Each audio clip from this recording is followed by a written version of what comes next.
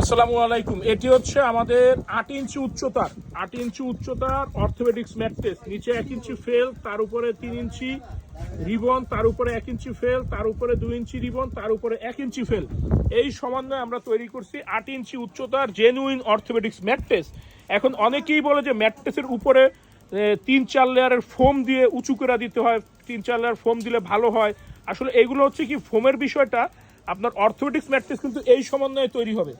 আর foam যে বিষয়টা, foam হচ্ছে কাস্টমাইজ, এটা কিন্তু অর্থোপেডিক্স থাকে না তখন। আর ফোমে কিন্তু কিছুটা গরম লাগে প্রথমত, আর দ্বিতীয়ত এই ম্যাট্রেসটা ইনশাআল্লাহ আপনি অ্যারাউন্ড 20 থেকে 25 বছর ব্যবহার করতে পারেন। আমরা যেই রেশিওতে এবং যেই ডেন্সিটিতে এই ম্যাট্রেসটা তৈরি করছি, কিন্তু এটা ফোমের লংজিভিটি হচ্ছে 1.5 থেকে 2 বছর।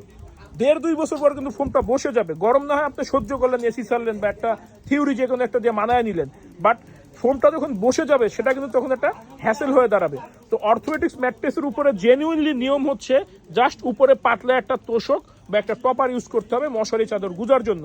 যেমন আপনার আগে জাজিমের উপরে কিন্তু আমরা পাতলা একটা তোষক ব্যবহার করতাম। জাজিমের অ্যাবসেন্সই হচ্ছে ম্যাট্রেস। জাজিম যেমন উঁচু নিচু হয়ে যেত, আর ম্যাট্রেসটা উঁচু নিচু হয় না, স্ট্রেট একদম লেভেলে থাকে একটা। তো একটু বুঝে শুনে ক্রয় করবেন। কথার ছলে নতুনত্ব জিনিস নিয়ে কিন্তু নতুনত্বভাবে আপনাদেরকে ফাঁদে ফেলানোর চেষ্টা করে অনেকে, আরামের সুবিধা দিতে গিয়ে গরম দিয়ে দেয় ফ্রি। তো একটু বুঝে শুনে ক্রয় করবেন। ভালো থাকবেন, ধন্যবাদ।